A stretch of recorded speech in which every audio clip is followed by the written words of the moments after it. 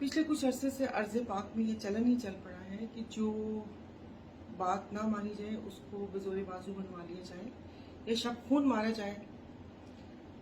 जो कुछ मुल्क में हुआ वो एक लंबी बहस है, पर इसी बीच में हमारे सिंध के लोगों के हकूक़ के ऊपर शब खून मारने की तैयारी भी हो गई। दरियाए सिंध के ऊपर जो चोलिस्तान केनाल बनाने के लिए 211 अरब रुपए का फंड भी मुख्तस कर दिया गया और एहसन इकबाल साहब सुनाए कि उस पूरी कमेटी को चेयर कर रहे हैं और ये सारा कुछ हो गया। तो हजरत पूछना ये था कि सिंध के बासियों से पूछने की जहमत गवारा की, जो सिंध के यहाँ पर स्टेक होल्डर हैं उनको आपने इस एतमाद में लिया कि आप ये सिंध के लोगों की रूह कब्ज करने जा रहे हैं। हैरत होती है मुझे। दरियाए सिंध जो हम लोगों का इन्हिसार ही ज़रात के ऊपर है। वैसे तो बचपन से सुनते आए हैं कि ज़रात रीढ़ की हड्डी में है, रीढ़ की हड्डी है, लेकिन आप लोगों ने रीढ़ की हड्डी के ऊपर ही ज़रब लगा दी। और जब रीढ़ की हड्डी नहीं हो तो फिर तो वो कहते हैं ना कि बाकी ज़िंदगी के जो भी काम काज हैं वो भी इंसान करने के काबिल नहीं रहता। तो जो हमारा जो इन्हिसार है वो ज़रात के ऊपर है।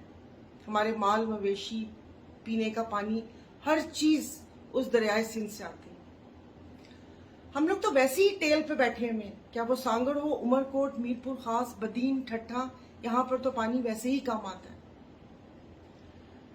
तो मैंने पहले भी हाथ जोड़ के रिक्वेस्ट की थी कि खुदारा अपनी बंजर जमीनें आबाद करने के लिए हमारी आबाद जमीनों को बंजर ना करें।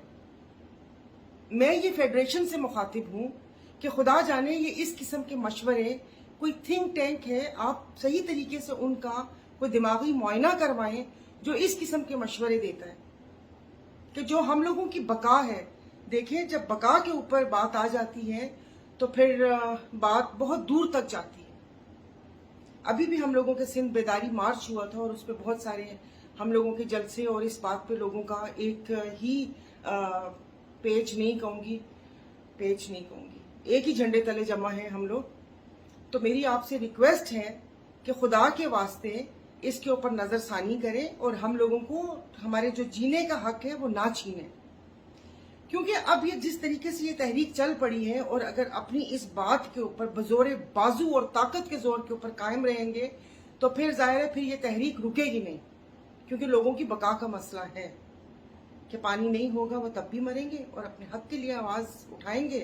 तो फिर देखिए जनाब, दहशतगर्द बनाकर उनको मार मत दीजिएगा, फिर वो गायब भी ना हो बेचारे। तो मेरी आपसे हाथ जोड़ के इल्तिजा है और मैं अपनी पीपल्स पार्टी से भी रिक्वेस्ट करती हूँ कि खुदा के वास्ते इस चीज के ऊपर सियासत को साइड पे रखें और ये हमारे सूबे सिंध की धरती, सिंध दरिया, इसका मसला है। इसके ऊपर हम सब लोगों को एक होना पड़ेगा। क्योंकि सिंध में तो पहले ही इतनी, आप सांगड़ की गैस को ले लीजिए कि सांगड़ की गैस, जब कोई एक खबर आती है, न्यूज आती है कि सांगड़ में एक नया गैस का जखीरा या खैरपुर की तरफ आया, तो एक वो कहते हैं ना तंजिया सी हंसी होठों पर आती है कि ये तो पंजाब को खुशखबरी दें, आप हमें क्यों खुशखबरी दे रहे हैं। क्योंकि इन गैस कंपनीज ने ये जितने भी गैस के जखायर जो पीपीएल और बाकी सब वो हैं, उन्होंने तो मेरे इलाके में सिर्फ मौत बांटी है। वहां पर पानी जहरीला हो गया है, वहां पर कैंसर, वहां पर दूसरे अमराज, वहां पर लोगों का जीना मुहाल हुआ हुआ है, लेकिन कोई पुरसाने हाल नहीं है। उनको कुछ कहने वाला भी नहीं है कि वो कहते हैं कि